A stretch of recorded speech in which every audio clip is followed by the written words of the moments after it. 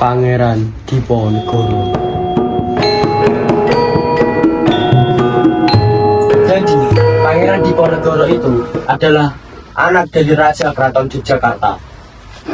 Dia bukan bangsawan biasa, tapi sangat religius dan paham betul tentang adat Jawa. Awal ceritanya, pada awal abad ke-19, Belanda memasuki tanah Jawa hingga terlalu dalam sampai masuk ke keraton. Terkadang pemerintah Belanda membuat kebijakan-kebijakan yang membuat rakyat Indonesia merasa sengsara dan tidak adil. Lalu puncaknya, Pangeran Diponegoro sangat murka karena Belanda membuat jalur kereta api melewati makam leluhurnya. Lalu pada tahun 1825, Pangeran Diponegoro memutuskan untuk berperang dan melawan. Jadi, Pangeran Diponegoro itu berperang sendiri. Pangeran Diponegoro bukanlah berperang sendiri.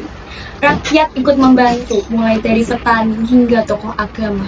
Menggunakan strategi serangan cepat dan berpindah-pindah.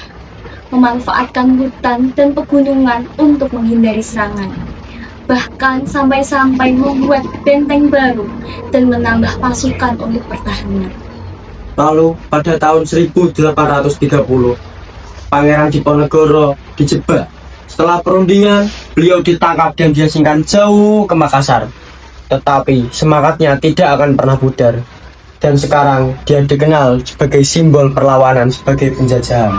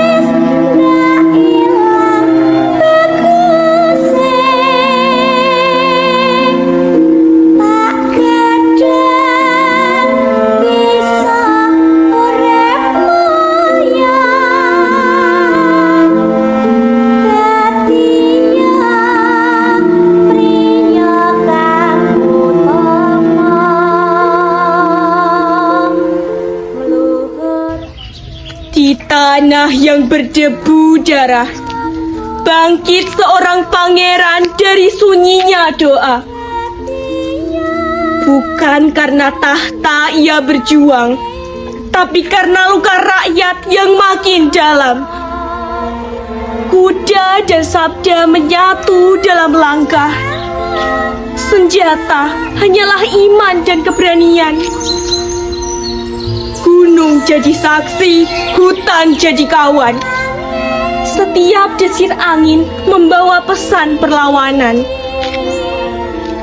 Tak gentar ia pada bedil dan tipu daya, sebab keyakinan lebih tajam dari baja. Ketika tanah luhur dinodai, api dari hatinya menjalar ke seluruh tanah Jawa. Dan meski tubuhnya ditawan di negeri jauh, jiwanya tak pernah mati. Ia tinggal di dada bangsa ini, menyala dalam setiap darah yang cinta negeri.